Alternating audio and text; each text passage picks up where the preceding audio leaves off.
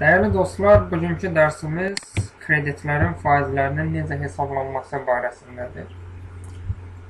İlk öncə onu bilmək lazım ki, kreditlerin faizlərinin hesablanması üçün praktikada ən geniş istifadə olunan metod annuitet hesablama metodudur.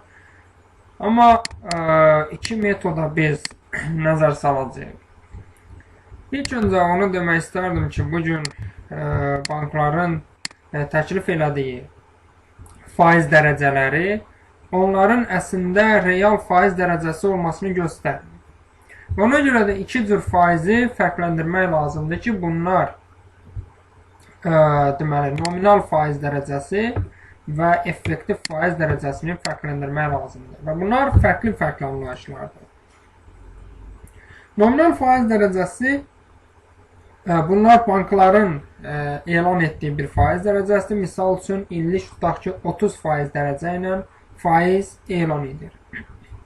Amma bu heç də o anlama gəlmir ki, həmin bankdan əgər 1000 manat kredit götürsək, o zaman biz ona 1000-in 30%-i eləyir 300 manat. Biz ona 300 manat əlavə pul olaraq verməyəcəyik. Yəni, bu demək deyil ki, 1000 manat götürülən pula görə biz banka 1300 manat pul ödəməliyik. Bəs əgər bu onu göstərmirsə, bu 30%, bəs bunu nə zaman istifadə edəcəyik? Buradan bu sual yaranır. Effektiv faiz dərəcəsi isə əsl real faizi göstərir. Məsələn, əgər mən 1000 manat bankdan pul götürürəmsə, 30% illik dərəcə ilə, əgər 1300 deyil də mən banka 1200 ödəyirəmsə, o zaman effektiv faiz dərəcəm məndə 20% olmuş olacaq. Bunu misallar şəklində daha aydın baxaq ki, hansı fərqlər mövcuddur. Deyək ki, bankdan 1000 manat pul götürmüşəm. Bankdan götürdüyüm 1000 manat pulun hesablamaq lazımdır ki, bəs bu banka ödəyəcəyim məbləğlər hansı aralıqda dəyişəcək? 30% ilə götürmüşəm, 12 aylıq olmaqla 1000 manat kredit almışam. İlk öncə burada bir məsələ var.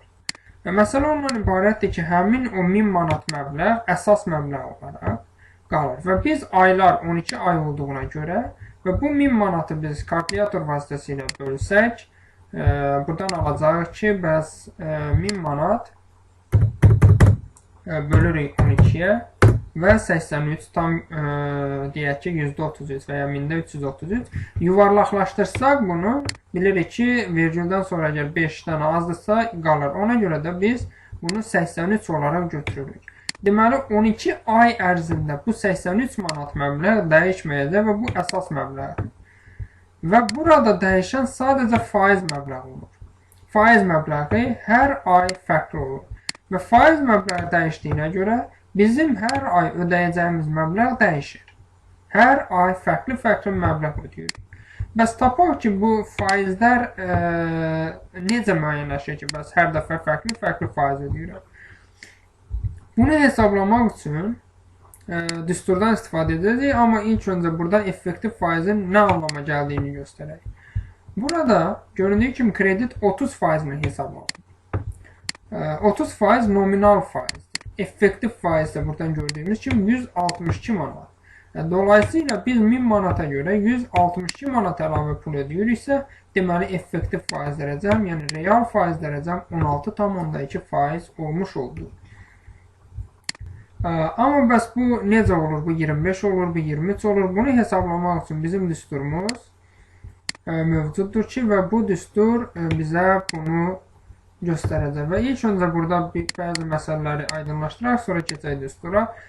Aylıq faiz dərəcələrinin, yəni aylıq nə qədər pul ödəyəcəyim və ya aylıq əsas məbləğ və faiz, bunlar fərqli göstəricilər verəcək və bunları necə hesablamaq lazımdır? Azərbaycanda iki metod çox istifadə olunur və bunun azalan balans metodu, hansı ki biz yuxarıda bunu elədik, və annuitet metodu var. Bunun fərqi nədədir? Azalan balans metodunda biz banka ödəyəcəyimiz pul hər ay əvvəlki aya nisbətən daha da azalır adından göründüyü kimi. Amma annuitet metodda biz banka hər ay eyni, stabil, yəni dəyişməz məbləğ veririk. Amma buna fikir versək, bu azalan metodla hesablanmadır və burada 108 verirəm, 106, 104, 7 isə aşağı düşür. Bunu müəyyən etmək üçün Əsas məbləğ dəyişmir, sadəcə faiz dəyişir. Deməli, biz sadəcə faizi müəyyən etməklə biz müəyyənləşdirə bilərik ki, nə qədər banka pul ödəməliyik. Bunu hesablamaq üçün bizim burada düsturumuz var. Bizə lazım olur kreditin qalıq əsas məbləği. Yəni, birinci ay üçün biz bilirik ki, qalıq məbləğ yəni 1000 manatdır. Burada heç bir qalıqdan söhbət gedə bilmir. Bunu vururuq və nominal illik faiz bizə burada lazım olur. Və deməli, bizim nominal faizimiz 30% olduğuna görə onda bilirik ki, 100-ə bölməliyik faiz tapmaq üçün bizə 300 rəqəmi verdi. Və düstura görə 360-a bölürəm aldığım rəqəmi və onu hər zaman 30-a vuracam. Hər zaman 30-a vururam və 25 manat olduğunu tapıram. Və buradan görsənir ki, bəs 25 manat faiz ödəyəcəm. 83 buradadırsa 25 burada və 108 manat banka pul ödəyəcəm. Birinci ay getdi, ikinci ayın faizini tapmaq lazım ki, görəsən nə qədər pul ödəyəcəm.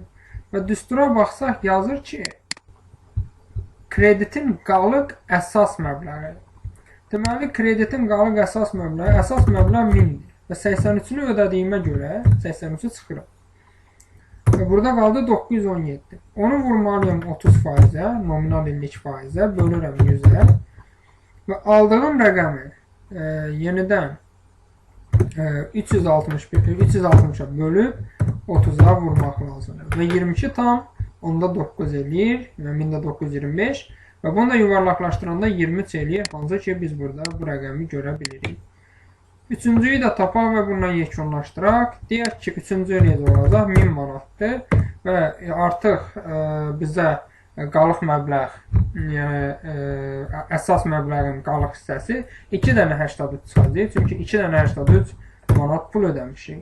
Və aldığım rəqəmi düstura fikir versək, 30%-ə vurmalıyam. Vururam bunu 30%-ə və aldığım rəqəmi 360-a bölüb 30-a vurmalıyam. Və 20 tam onda %85 alınır və bilirik ki, bunu da yuvarlaqlaşdırmada 21 eləyir. Beləliklə, siz hər ay bunu bu şəkildə hesablasaq və yekunu tapacaqsınız ki, 12 ayın sonunda bəs axırında 2% əlavə faiz ödəməliyəm və yekunda toplasaq faizə izavə. Bunu Excel proqramda bir dəfə yazandan sonra avtomatik özü yerinə yetirmiş olacaq. Və bu bizim birinci metoddur. Növbəti dərsdə isə biz ikinci metodu, yəni çox istifadə olunan annuitet ödəniş və onun hesablanma üsulu barəsində danışacağıq.